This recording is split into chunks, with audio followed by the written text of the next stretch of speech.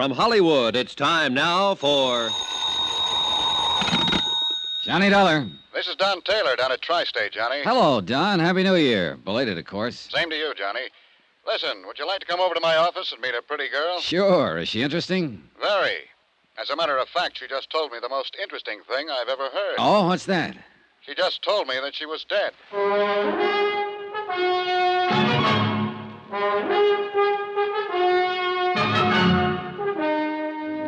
Tonight and every weekday night, Bob Bailey in the transcribed adventures of the man with the action-packed expense account, America's fabulous freelance insurance investigator. Yours truly, Johnny Dollar.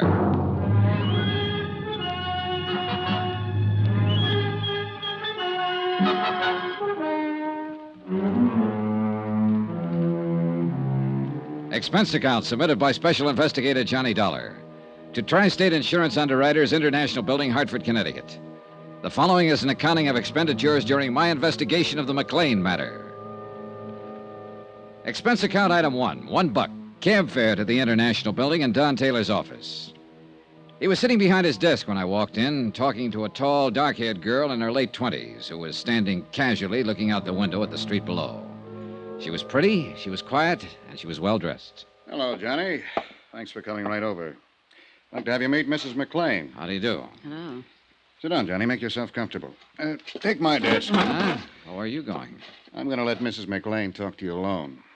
She has a most unusual story. Yeah, something about being dead, isn't that what you said? Yes, something about being dead. Mrs. McClain, Mr. Dollar will be handling this matter for Tri-State. I wish you'd tell him exactly what you've just told me. Ring the buzzer when you're through, Johnny. Oh, sure. Would you like to sit down? He thinks I'm crazy. That's what he thinks. Well, isn't it? Well, I doubt that. Well, sit down. Let's talk it over. Of course he does.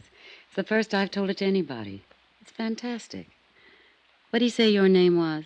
Johnny Dollar. Dollar. What do you do? I'm an insurance investigator. Oh. For him? For anybody who hires me. Here. Try one of these, Mrs. McClain. Thank you. I suppose I'll be put in jail, don't you? Look, Mrs. McClain, why don't you try to tell me some of the facts about, about whatever it is. The facts are, I'm legally dead, Mr. Dollar. And my husband collected on my insurance policy. Mm-hmm. When did all this happen? 2 years ago in Los Angeles. How much money did your husband collect on your insurance policy? $10,000. Where is your husband? In Los Angeles. I suppose you tell me how it worked, Mrs. McClain. My husband's a doctor, Mr. Dollar. His name's Dave McClain. One night he had a patient come in, a girl. Oh, she was in pretty bad shape. She'd been drinking somewhere, and she just came in off the street. Saw his shingle outside the office. I was there helping Dave as a receptionist. Oh. Dave took her into one of the examining rooms to see what the matter was. She had a heart attack. She died on the table. Well, there was nothing he could do for her. Nothing anybody could do for her. Mm-hmm. She died on the table, and then what? Well, Dave came out and told me what had happened. We looked in her purse to find out who she was and where she lived. There wasn't anything but an address in Jersey City. No Los Angeles address? No. Her name was Teresa Corbett. She was from Jersey City, and that's all. Then what? Well, Dave called long distance to the place in Jersey City. It was an apartment. He talked to the manager there. I see. Go on. Well, Dave didn't say anything about Teresa Corbett being dead. He didn't have a chance, really. The manager was very upset. He told Dave that Teresa's mother had died very suddenly 2 days before. He said he'd been trying to locate her there in Los Angeles. Oh, he was very frantic. Well, go on. It was just one of those crazy things. The apartment house manager was just about out of his mind. Teresa's mother had died in one of his apartments on his premises. He himself had assumed responsibility for the body. He didn't know what to do about a funeral or anything else. He told Dave that Teresa was all the old woman had in the world. Nobody else. And Teresa Corbett was dead in your office at the time? Yes. Well, Dave hung up. I didn't know what he was thinking at first, and then he said to me, "We're in luck." Hmm. I asked him what he meant by that, and And he said that the girl who had died in our office didn't have anyone in the world and no one would know the difference. Then he told me we'd use her body. Just like that, huh? Yeah, just like that. He said it was the chance of a lifetime. Well, go on. Well, Dave called up Dr. Reed. He had an office across the hall from Dave. We waited a while, and then I hid when Dr. Reed came in. Dave told him that I had had a heart attack. He took him back in the examining room and showed him the body of Teresa Corbett and told Dr. Reed it was me. Oh, it was awful. How do you mean? Well, I mean, I hid there in the back office and listened to them talk. They tried oxygen on the girl and shots and everything else. But it was too late. Dave knew it was too late. But, well, Dr. Reed signed my death certificate. 2 days later, they buried Teresa Corbett under my name. And then what did you do? Well, I took a hotel room that first night, and then I went down to Palm Springs. Dave said he'd meet me there. Oh, wait a minute. Dr. Reed had the office across from your husband's? Yes. Well, didn't this Dr. Reed know you? Hadn't he seen you around? You said you were acting as a receptionist for your husband. I'd never met Dr. Reed. He was just new. Okay. So you went to Palm Springs? Yes. After the funeral, Dave came down, and he said I'd have to disappear for a while, to give him the time to collect the insurance money and straighten out some things. He collected the money? Yes. Yes, he did. All of it. Then what happened? I came to New York to live. Dave was going to close his practice in Los Angeles and come to New York, and we'd be together again. He never met me in New York. Do you know why he never met you in New York? No. Did he write to you? Yes, for a while. For about 3 months after I left. He wrote me once or twice a week and said that he'd be in New York any day. And then he stopped writing. Do you have any of those letters? No. No, I'm sorry, I don't. Do you know why he stopped writing to you? No. I have no way of finding out. I couldn't call anyone in Los Angeles and ask them to look into it for me, could I? Tell me, what is it you feel now, Mrs. McClain? What? Well, just what is it you want us to do? Well, I don't know. What do you do in a case like this? I've never had a case like this. Why did you come to us? Well, I've had this thing on my mind almost 2 years. It was wrong to begin with. It's wrong now. I suppose it's because this insurance company was wronged mostly. My husband and I cheated them out of $10,000. At least my husband did. What about this Dr. Reed? Well, he didn't have anything to do with it. I mean, he just signed the death certificate, but he didn't know the You difference. sure about that? Quite sure about that. I don't want to get anyone into trouble. I mean anyone. Including Dr. Reed. Yes. Well, I know how fantastic all of this must sound, but it's the truth. Do you think I'm crazy? You don't look crazy to me. What's the saying? What's saying? Oh, something about how you can leave home, but eventually you have to come back to count the spoons. I guess that's what I'm doing now, telling you all this. Mm-hmm. It's good to tell it to someone after all this time.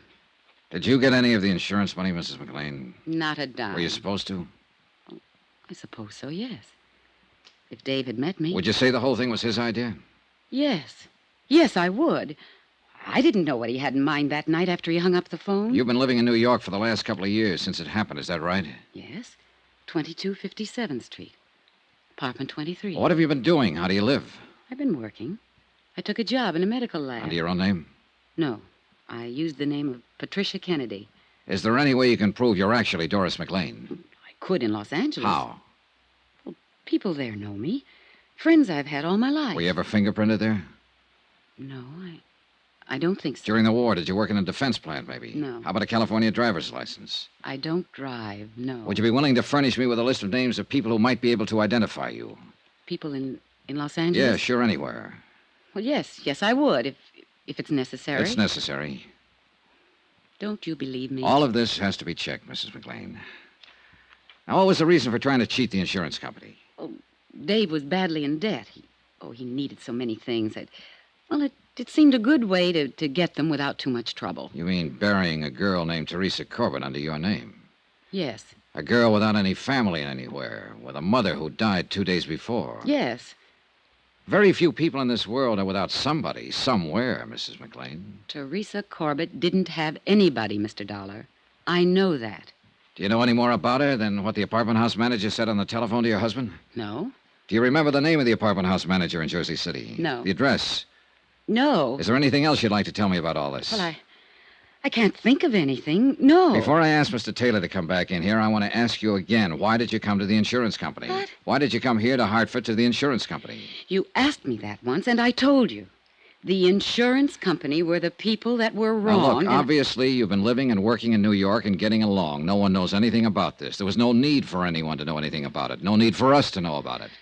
Now, you'll pardon me, but you don't seem like the type of person who wakes up one morning with a big pain in the conscience. Not at all. Now, you sat here and told me about your husband, how your husband thought of the idea, how your husband hung up the phone, how your husband called in a Dr. Reed to sign a death certificate, how your husband handled every detail, all of it. Not you, Mrs. McClain, your husband. He's the one you want us to get, isn't he? Yes. He didn't have to meet me in New York once he got his hands on that money. He didn't have to do anything about me. I was dead on paper, and I couldn't go back. I buy a Los Angeles newspaper now and then, and I saw a notice yesterday that he's going to get married again. I see. But I'm still his wife. He tricked me. You helped him to do it. Who's he going to marry there? I didn't recognize her name. How old are you? I'll be 30 next June. I'm going to ask you something else, Mrs. McClain. Have you ever been in trouble before? No. Well, you're in trouble now, if all this is true. Well, it is true. Now, I just told you... Would you be willing to sign a statement in front of witnesses containing all the information you've given me here today? Yes. Yes, I would. Okay.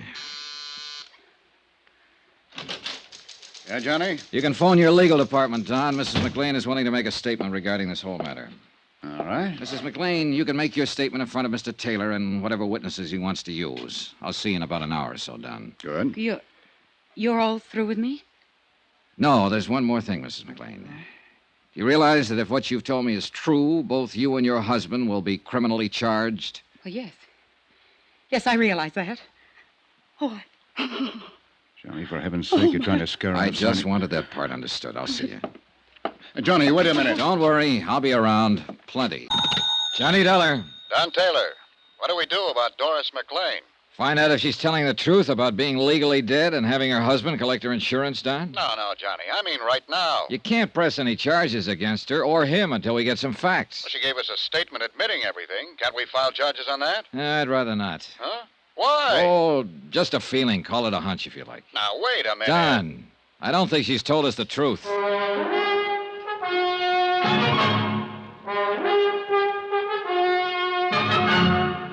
Tonight and every weekday night, Bob Bailey in the transcribed adventures of the man with the action-packed expense account, America's fabulous freelance insurance investigator. Yours truly, Johnny Dollar.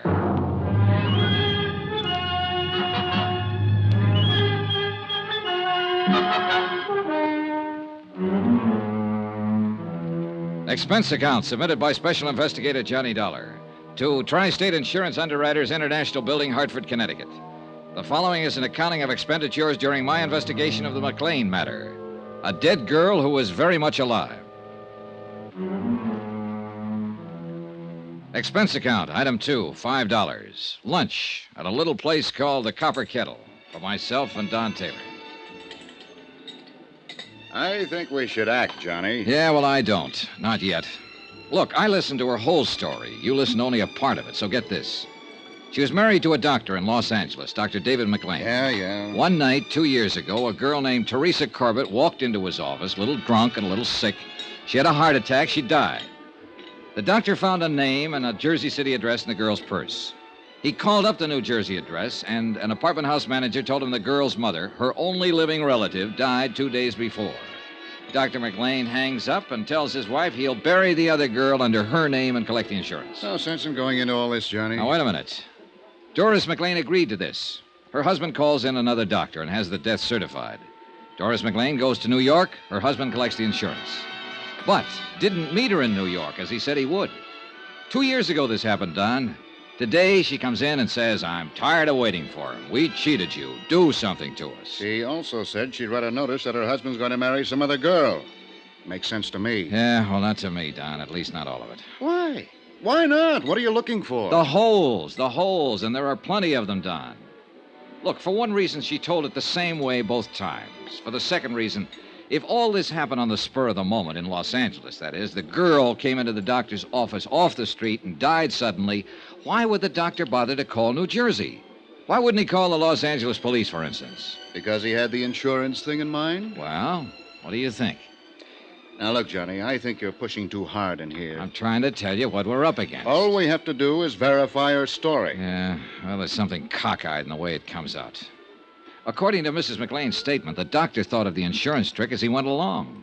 That is, after he called Jersey City and found out the dead girl in his office had no one else in the world because her mother had died a couple of days before. After he saw he had a good chance. Yeah? He wouldn't have known he had a chance to pull the trick if he'd done what he was supposed to do and called the Los Angeles police. Yes, but... Now, that's important. And look, here's another thing. Mrs. McClain says she was acting as receptionist in his office when this strange girl came in. Now, I don't know about you, but every receptionist I've ever seen in a doctor's office will ask you your name and address before you see the doctor. Mrs. McClain didn't do that at all. But... They'll get your name and address unless they already know it. Where's Mrs. McClain now? Over at the New Hartford Hotel. I asked Sam Benson to keep an eye on her until we file charges and take her into custody. Well, you can call him off. Now, look here, Johnny. Every word she has told us will have to be verified before we can take any action like that. Every word. I don't know whether I want you to handle this or not. It's okay with me. Either way, Don. Now, wait, Johnny. You want some more coffee? No, thanks. Let's not argue anymore. Okay, let's not. Mrs. McClain admitted she helped her husband cheat us out of $10,000. We've got that on paper. Look here. I made a check on the policy. We issued a straight life policy endorsed Mary McClain in Los Angeles, April 23rd, 1945. According to our records, Mrs. McClain passed away February 1st, 1954. Yeah. Claim was filed by the beneficiary, husband, David Earl McClain, M.D., February 4th, and paid off on the 10th. $10,000 full claim. Here you are. Uh-huh. That's a photostat of the death certificate attached. Yeah. Cause, coronary thrombosis. Now look at that signature. Dr. Willis Reed. That's the same doctor she said her husband called in. I know. What else? Business about her living and working in New York in a medical lab. This is the name of the place. Mm-hmm. She said she'd used the name of Patricia Kennedy. Well, I put in a call to their personnel manager. I described Mrs. McClain to him, and he said that sounded like her. Checked out. They'd been with him almost 2 years. Yeah, that's about it. Well, I called the airport, and they'll get me out to Los Angeles by tomorrow morning. Thought it'd take a few hours in New York to check some other things out. Sure. That looks pretty definite to me, especially with her statement and all the things she said. So what have you got to worry about, Johnny? All the things she didn't say. Expense account item 3, $38.14. Transportation, Hartford, Connecticut to New York, New York. I checked my bag at Idlewild and took the limousine in as far as the Waldorf. Expense account item 4, $3, cab fare and tip. Number 22, 57th Street. Doris McClain's residence, where she'd lived as Patricia Kennedy, apartment 23. I talked to the manager. This is her apartment, Mr. Dollar. I see. How long has she lived here? Moved in, 2 years ago next month, March 1954. Good tenant. Very quiet. Ever talk to her? Not much. Christmas time, we had a drink together down in my apartment with my wife. First time I knew she worked in a medical laboratory. Mm-hmm. Does she have any friends in the building that I could talk to? Not that I know about. She keeps to herself, minds her own business. May I ask where she is now? In Hartford, Connecticut, at the New Hartford Hotel, if you want to talk to her about anything. I might want to talk to her about you. So? You knock on my door and say you're an insurance investigator and you want to look at her apartment. I saw your credentials and all that, but I don't know about you now. She asked me to investigate a matter. This is part of the investigation. Well, if you feel any better, why don't you telephone her long distance, tell her I'm here. I'll pay the charges. Oh, that's okay. Do you mind if I look around? I'll have to stay with you, Mr. Dollar.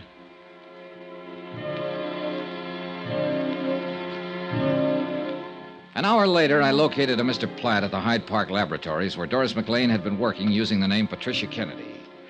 His answers concerning her conduct, habits, and attitude were identical with those of the apartment house manager. I talked to 3 people who had been working with her in the lab. Same result. Expense account item 5, $2.25. Long-distance phone call to Don Taylor in Hartford. Yeah? What'd you find out, Johnny? All clear here. Her story checks out about living in New York. I talked to the coroner's office in Jersey City. Oh? According to their records, a Constance May Corbett, age 61, died there January 27th, 1954. Body unclaimed. County buried her. Coroner's office unable to locate the next of kin, a daughter, Teresa Mary Corbett, believed living in Los Angeles. Well? Well, what do you want me to say? Coincidence or not, this part of it all checks out. Yeah, I'll admit that. Thank you. You're welcome.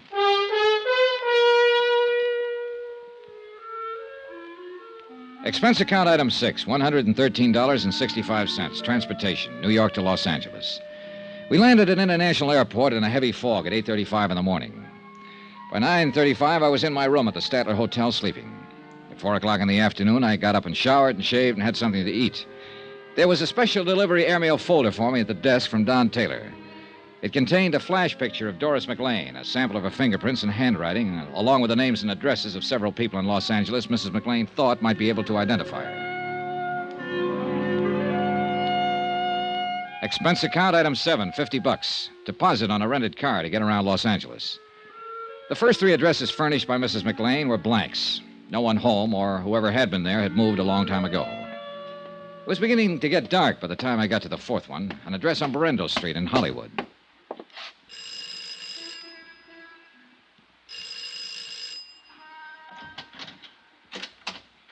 Hello? Hello, I'm looking for Pauline Henderson. What do you want? I want to talk to her for a minute. My name's Johnny Dollar. Well, I'm Pauline Henderson. Oh, may I come in? What's your business? I'm an insurance investigator. Well, I don't have any insurance and I don't want any. Well, it's about a case. Wait a minute, I'll put on a roll. Yeah, sure. Hope you aren't going to try to talk me into buying an annuity or something like that. No, nothing like that, Miss Henderson. Oh, all right. Johnny Dollar, huh? Yeah, that's right. Insurance investigator, did you say? Yes. Come in. I thought maybe you could help me. Well, I'll try. I'm in something of a hurry. Only take a minute, Miss Henderson. I'd like to have you look at this.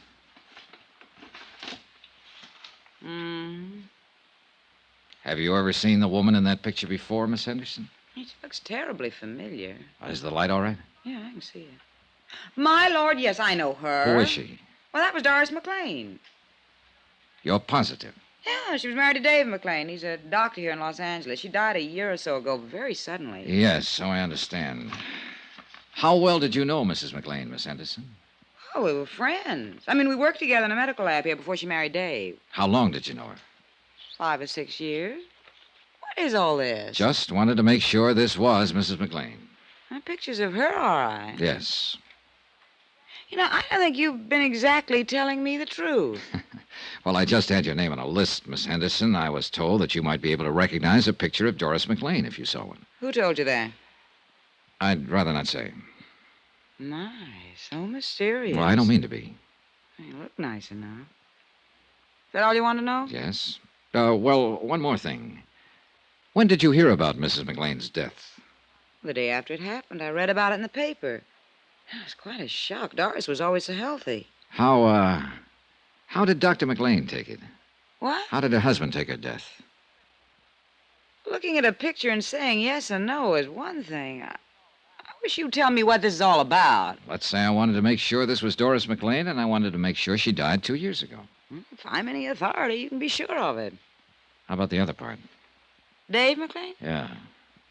Well, you got over it, I suppose. Don't you know? Well, I haven't seen him since the funeral. What's your name again? Johnny Dollar. Where do you live? Hartford, Connecticut. I'm at the Statler Hotel here right now. Why?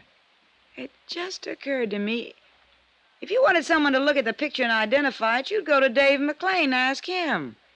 After all, he was married to her. You'd go to him. I would. Yeah. You go to him before anybody else. I think I'll call him and tell him about you. What do you think of that? That's all right with me, Miss Henderson. Expense account item 8, $3.15. Long distance phone call, Los Angeles to Hartford. Don Taylor. Hi, Johnny Dollar. Doris McClain still at the New Hartford Hotel? Yeah, why? Better call your private eye pal, Sam Benson, and tell him to keep an eye on her 24 hours a day. Huh? What are you talking about? The cat's getting out of the bag here. What? I could be wrong, Don. But if I'm right, somebody might want to kill her. Johnny Dollar. This is the desk, Mr. Dollar. Your number's ringing now. Good.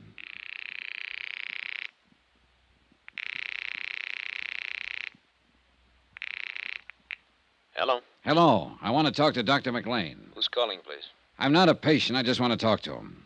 This is Dr. McClain. I'm Johnny Dollar. I'm from Hartford, Connecticut. I want to see you. What about? About life and death, Doctor. You must be drunk, whoever you are. Do I come to your office or do I meet you? If you come to my office, I'll call the police. Get busy then. I'm on my way.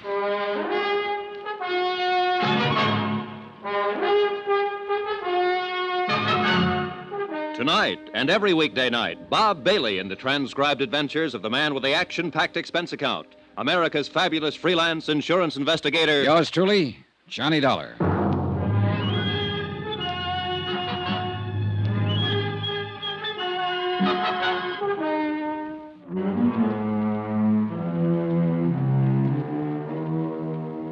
Expense account submitted by Special Investigator Johnny Dollar to Tri-State Insurance Underwriters International Building, Hartford, Connecticut. The following is an accounting of expenditures during my investigation of the McClain Matter. Expense account item 10, $4, gasoline for my rented car. I was in the filling station at the Statler Hotel having it filled up when George Riley stepped out from the lobby entrance. Hey, Dollar. Huh, Riley? I came down here to see you. What about? What do you think, what about? All right, get in.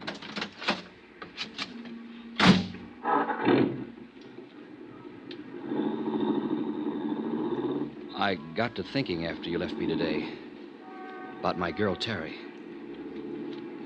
And you know what happened? No. The police came to see me. They told me practically the same thing you did. They said they were getting up a court order to exhume the body. Her body, they don't know for sure yet. They'll have a job making the identification. My girl, Dollar. Yeah, you mentioned that. We both know it'll be her, don't we? Sure we do. They have to go through with all this legal stuff, huh? This has to be right. That has to be right before they can do anything. That's right. Yeah. Hey, where you driving? Around the block. Dollar, you know what I'd like to do? I'd like to get my hands on the bird or put it down on the ground that way with somebody else's name. He was a doctor, wasn't he? That's what it looks like. Doctor who? You'll find out soon enough. Let me ask you something. How would you feel if you got the kind of news I got today, huh? You'd feel pretty lousy. Well, I feel pretty lousy. I was going to marry Teresa Corbett a couple of years ago. I built her a nice house on a hill, and she disappeared. Just walked out. Yesterday, you come in and you say she didn't walk out. She walked into a doctor's office one night and had a heart attack. You say this doctor gave her another name, his wife's name. He buried her and collected some insurance. And that's how she disappeared. Now, what about me? Huh? They came around to see me after she disappeared. They came around a lot asking questions. And now they think they found her. You and me know they found her, don't we? Yeah, I guess we do. I spent 2 years waiting to find her, and now she's dead. Why is she dead? I can't answer that yet. Well, this doctor, he can't answer it, can he? He took her and buried her under another name. Just took her like she was some sort of clay doll, something used and something no one wanted anymore. He took her and buried her, and that was supposed to be that. Now, what's his name? Riley, you better go home for a while. Yeah, sure. I'll phone you later. Dollar. She wasn't any clay doll. She wasn't something you give a phony name to and put in the ground. She was what I loved and wanted and needed. Did she walk into his office and die with her heart trouble, or did it happen another way? I don't know. You got ideas? I don't know. Dollar, you gonna find out? Yes. If you don't find out, I will.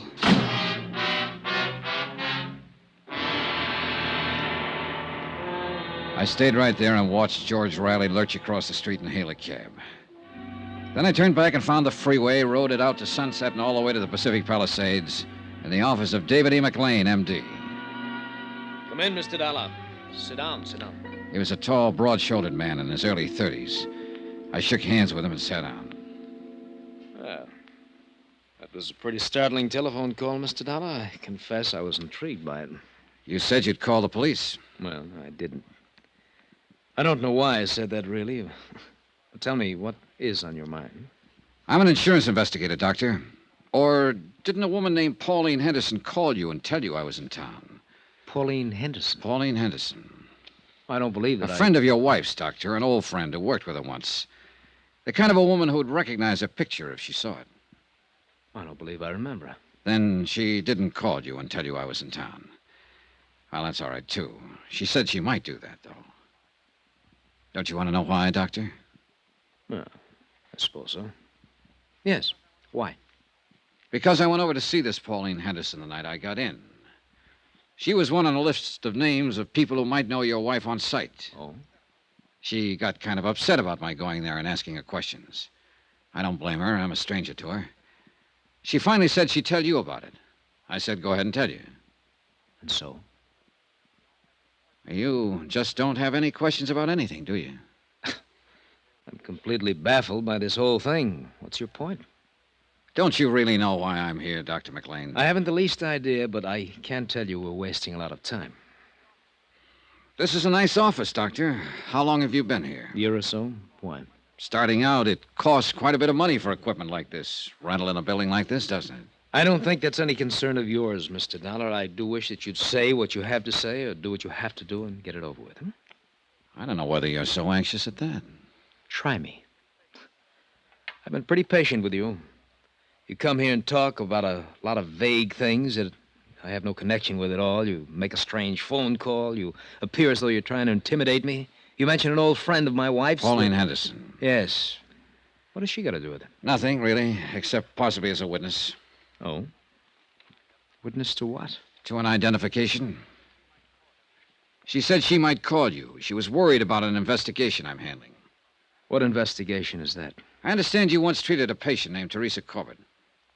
Teresa Corbett? Last treatment 2 years ago, February 1954.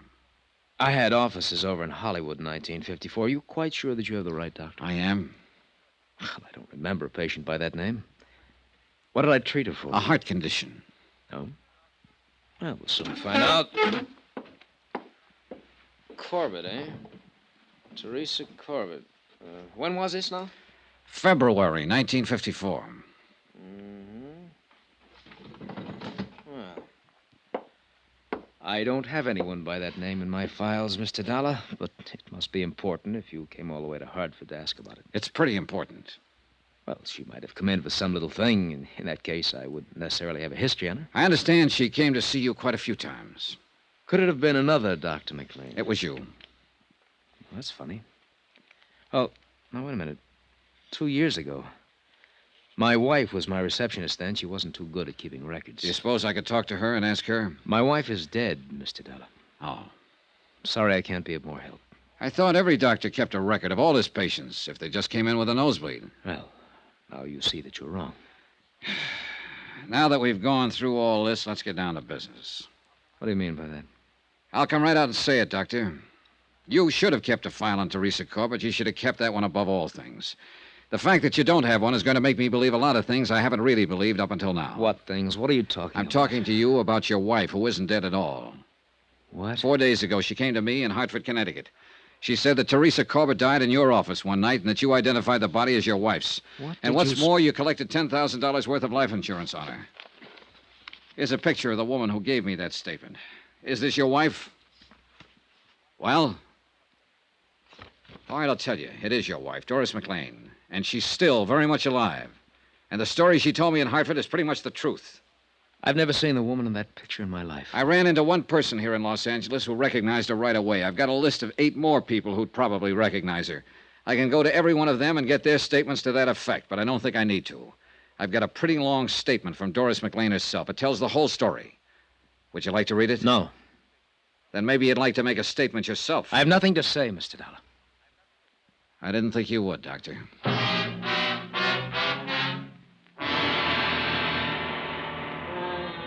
On the strength of the evidence already assembled, I preferred charges against Dr. David McClain. He was taken into custody and arraigned for defrauding an insurance company.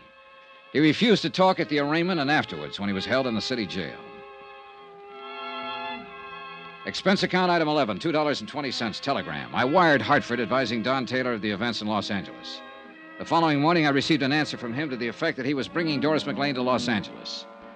That should have made the case complete. That and the fact that the coroner's office had exhumed the body and it had been identified as Teresa Corbett.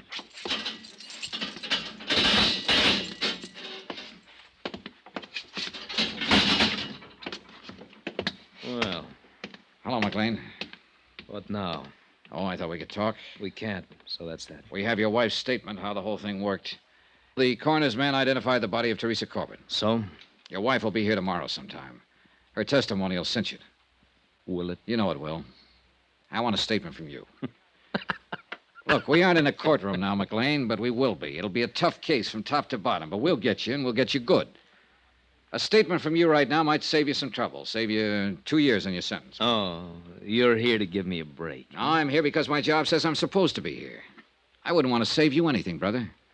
The longer they send you up, the better I'm going to like it. But I'm not going to push too hard for a statement from you.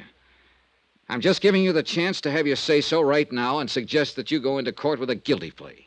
It's up to you. You know something? You'll never get me into a courtroom.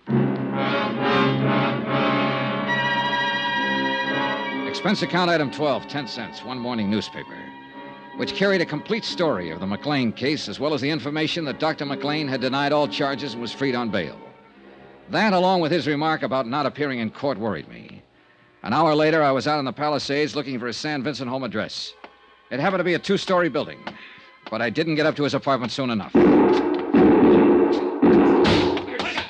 Hold it! Stop!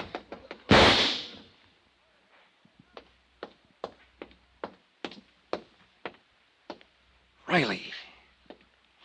You don't have to worry about your doctor friend anymore. You fool, you crazy fool. The court would have taken care of him. No. I wanted to do it personally. Oh, Riley. For my girl, Johnny. For my girl.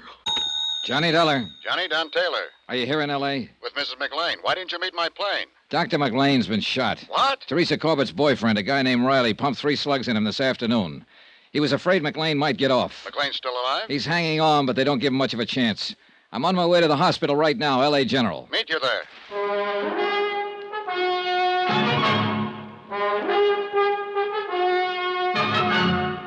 Tonight and every weekday night, Bob Bailey in the transcribed adventures of the man with the action-packed expense account, America's fabulous freelance insurance investigator. Yours truly, Johnny Dollar.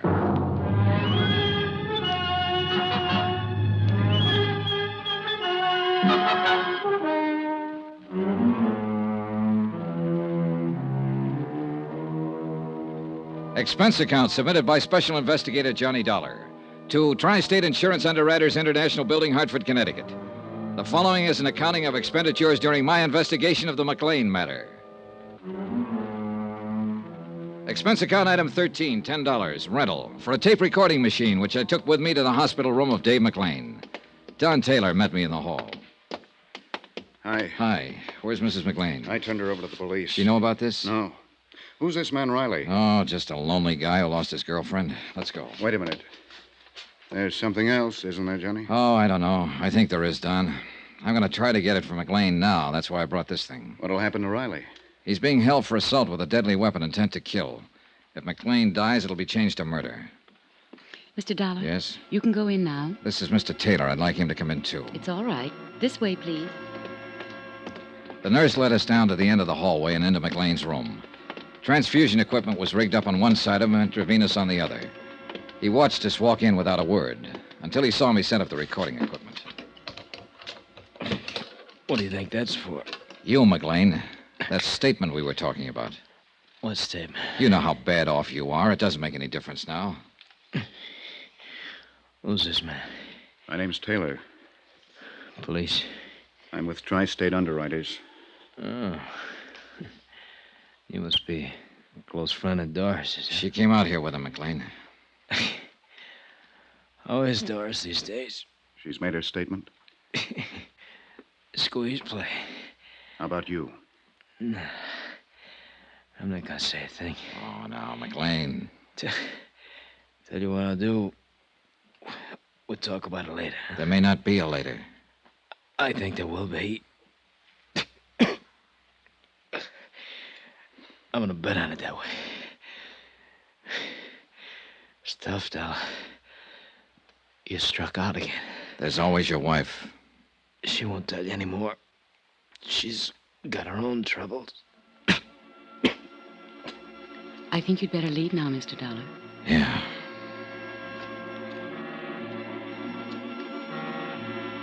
McLean's chances for recovery were 1 in 10. That isn't very good odds. But as he said, he was going to bet on himself. And he won.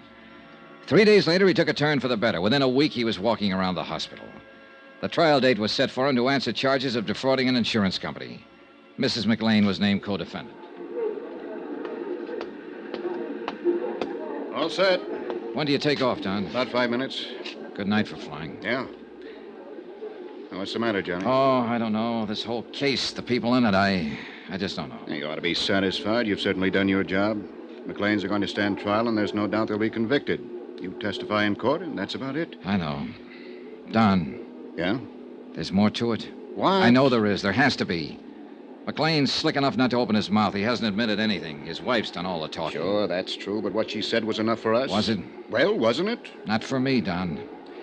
Johnny, what is it?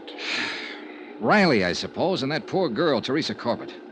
A couple of little people who walked into it. Riley's suffering worse than the McLeans, than they'll suffer. He lost somebody he loved. She died naturally. He would have lost her sooner or later. The McLeans had nothing to do with that. Didn't they? No. Well, I've been thinking about it. Just go in and testify in court and come home and try to forget about it, will you? Maybe you're right. Flight 913, Chicago, New York, and Boston, now boarding. See you in a few days, Johnny. Okay. Bye. One thing, Don. Yeah? Suppose Teresa Corbett had been my girl. So long, kid.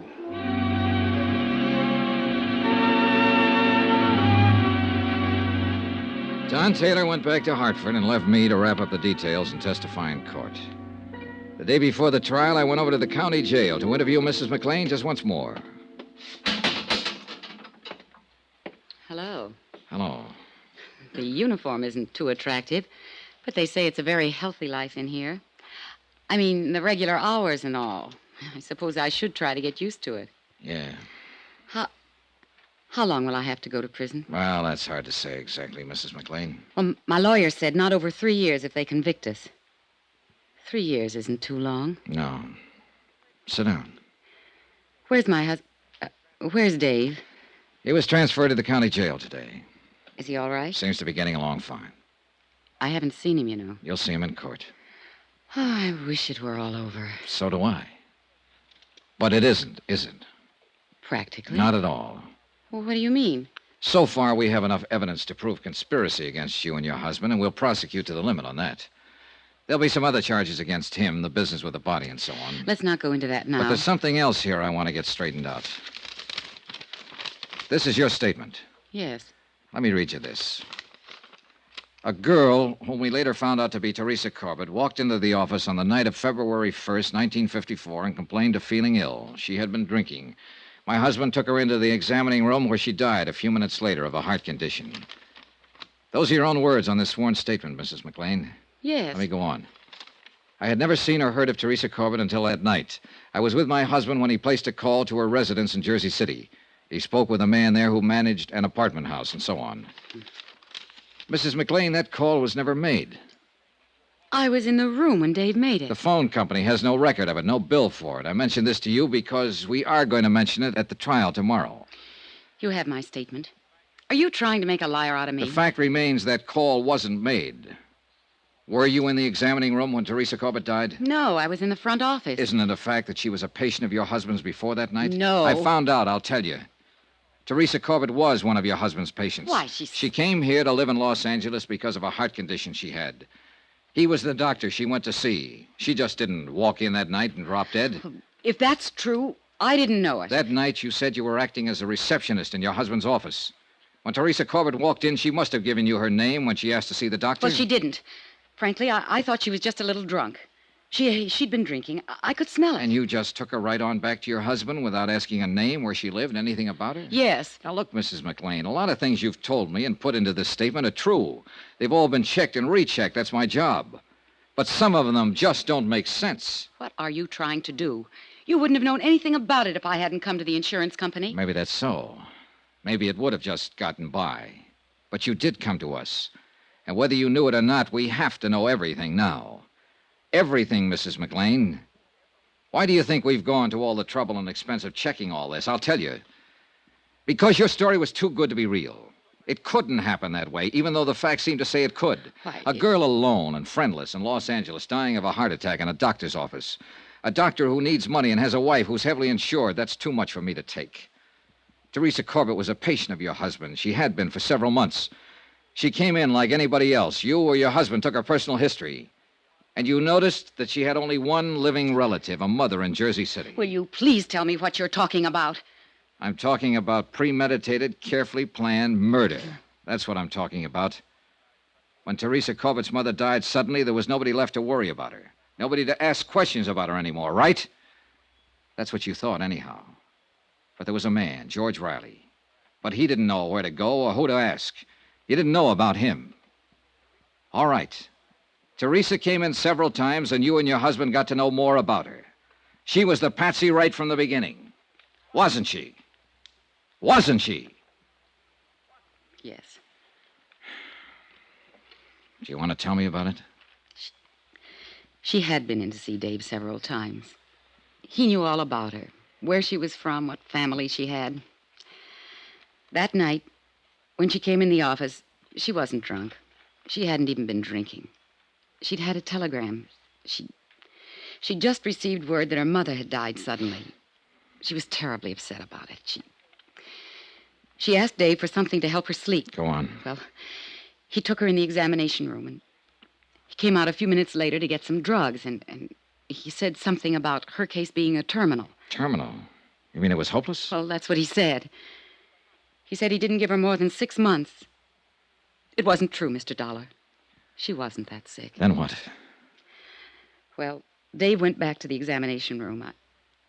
I just sat there and waited. I guess I knew what he had in mind.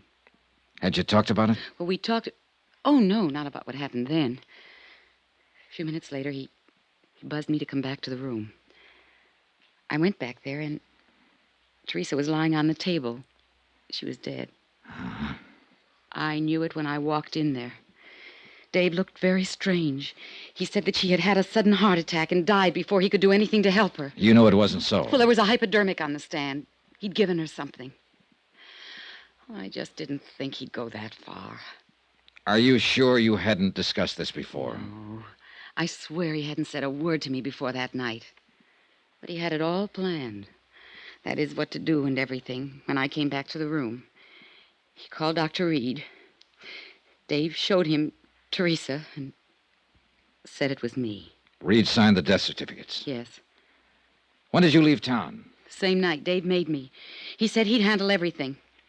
I accused him of killing her, and he said that she just died there. Well, I guess I was kind of hysterical, but then he said, all right, I did kill her. She didn't have long anyhow. I killed her, and you helped me kill her. Now get out of here and stay out of here. If you ever open your mouth about it, you'll go to the gas chamber with me. Do you want a cigarette? Yes, please. Here you go. Thanks.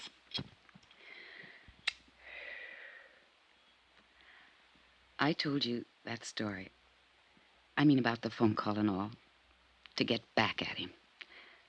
I never thought that I'd tell you this part, too. Oh, I'm glad I did. I'm glad it's all over.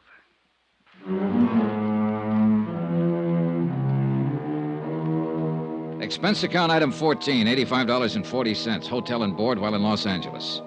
Item 15, $205, plane fare back to Hartford. Expense account total, $798.60. Remarks? Murder charges have been filed against the McClains, and they stand trial next month. George Riley received 3 years and a suspended sentence for assault with a deadly weapon. I was wrong about practically everything in this case. All the lies came true, but so did the facts. Yours truly, Johnny Dollar.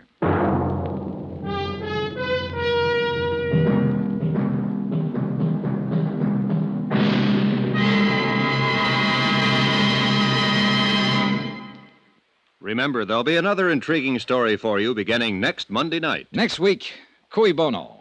That's Latin for who benefits. And believe me, it isn't the killer in the case. Join us, won't you? Yours truly, Johnny Dollar.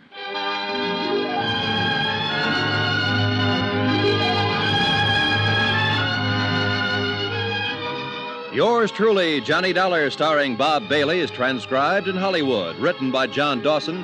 It is produced and directed by Jack Johnstone. Heard in this week's cast were Lucille Meredith, Betty Lou Gerson, John Stevenson, Bob Bruce, Victor Perrin, Tony Barrett, and Herb Ellis. Musical supervision by Amerigo Marino. Be sure to join us on Monday night, same time and station, for another exciting story of yours truly, Johnny Dollar. Roy Rowan speaking.